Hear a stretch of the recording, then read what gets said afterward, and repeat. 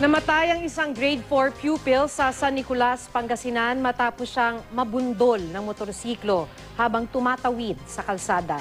Hindi man lang daw siya hinintuan ng rider. Makibalita tayo kay CJ Turida ng GMA Dagupan. Wala na akong alagaan para papasok sa school.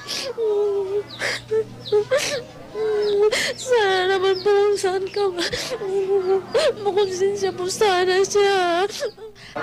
Nagmamakaawa ang ina ng 9 na taong gulang na si Christopher Francia sa rider ng motorsiklong nakabundol sa bata. Sana raw, sumuko na ito at bigyan sila ng tulong.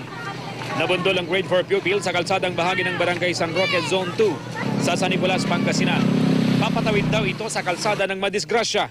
Nabagok ang ulo ng biktima na siyang sanhi ng kanyang pagkamatay. Ang masaklap, hindi man lang siya hinintuan ng naka-aksidenteng rider. Maring nasagi nung manobela, kaya bumaliktad yung bata o yung pagkakabagsak niya baka patalikod na siguro kasi may tama dito sa ulo. Patuloy ang investigasyon ng pulisya para matukoy kung sino ang tumakas na rider. Inaalam pa ang plaka ng motorsiklo. Humihiling ngayon ng agarang hustisya ang pamilya ng batang biktima. Sana yung nakabundol sa anak ko, maawa ka naman kasi nahihirapan na kami sa gastusin eh. CJ Torida, Nagbabalita, Pilipinas.